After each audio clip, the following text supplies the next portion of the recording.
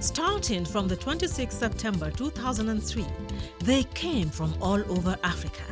As each contingent alighted at the Nnamdi Azikiwe International Airport, the expectations of a memorable event dominated their minds. The reception at the airport gave an idea of what to expect throughout the period. It was a reception filled with warmth and hospitality.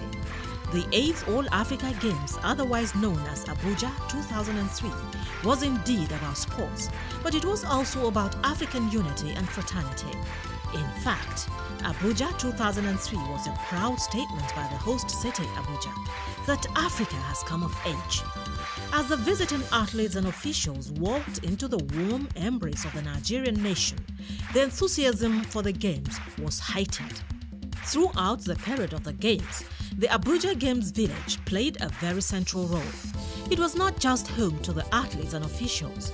It was indeed a melting pot of continental cultures and African unity in diversity. For the period the athletes stayed at the Games Village, the serene atmosphere, the beauty of the facilities, the orderliness of everything bore eloquent testimony that Nigeria, indeed Africa, has mastered enough sophistication to treat the world to a meet. To most of the athletes and officials during the 8th All-Africa Games, the village remains one of the most memorable places they have ever seen. They expressed this fact in different languages. The facility is pretty actually very good. I mean, we're sleeping very well, the rooms are nice and air-conditioned and everything. The food's been great. I mean, we're full, we're eating, we're getting the food we're supposed to eat. Everything is in order. I mean, it's excellent. We get sufficient food. Sometimes you see people going for big plates, 2 or 3 rounds. So the food is more than enough. People cannot complain about the food. The opening ceremony on the 4th of October 2003 was indeed another statement by Nigeria that Africa has moved from vision to mission through action, as boldly displayed by the children of Africa in unique calisthenics displays.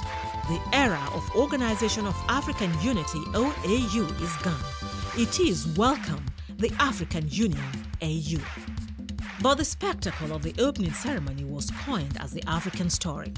It taxed the creative abilities of the organizers to limit. First was the rendition of the national anthem by an African choir.